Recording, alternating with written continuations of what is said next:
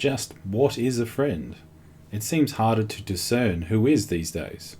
I have written previously on friendship, and in the original article I have linked it, although I will leave a link to both these articles in the description box.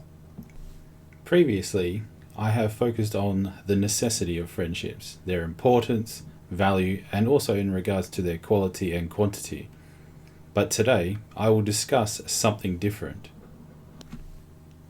From reading Seneca's Letters from a Stoic and a recent discussion I had with a friend, I've been thinking more about what a friend is, what a friend does, and why so many people are having trouble with so-called friends.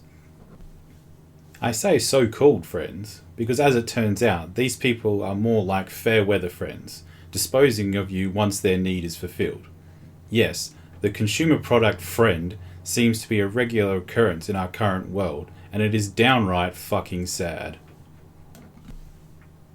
If you are looking on anyone as a friend when you do not trust him as you trust yourself, you are making a grave mistake and have failed to grasp sufficiently the full force of true friendship. For Seneca, after friendship is formed, you must trust, but before that you must judge. The critique being that too many people become friends and then judge the person afterwards, rather than the other way around, which Seneca believes is a bit like putting the cart before the horse, and I tend to agree with him.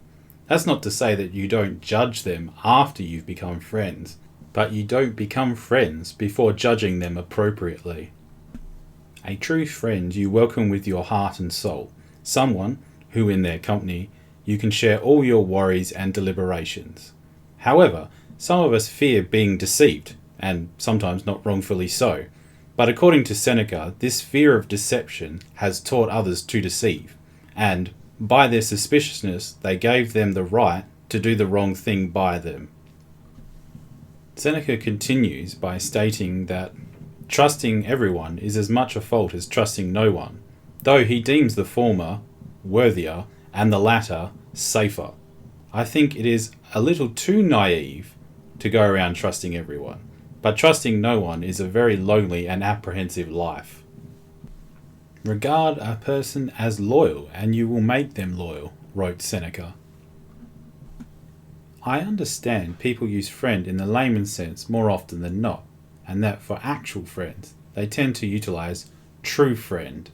However, this ambiguity allows for shallow and fickle friends to manifest themselves. Anyone seeking out friendship for purely their own interest is making a great mistake, but people still do it. Or as Seneca wrote, a person adopted as a friend for the sake of usefulness will be cultivated only for so long as he is useful.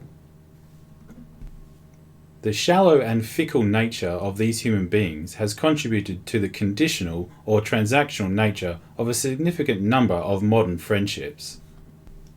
This is illustrated not only on an individual level, but in groups and communities, both real and virtual, as well.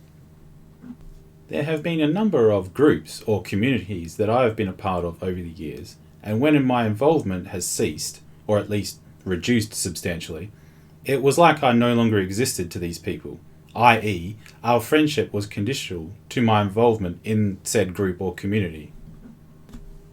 People are very good at acting like you mean something to them, but privately behaving otherwise.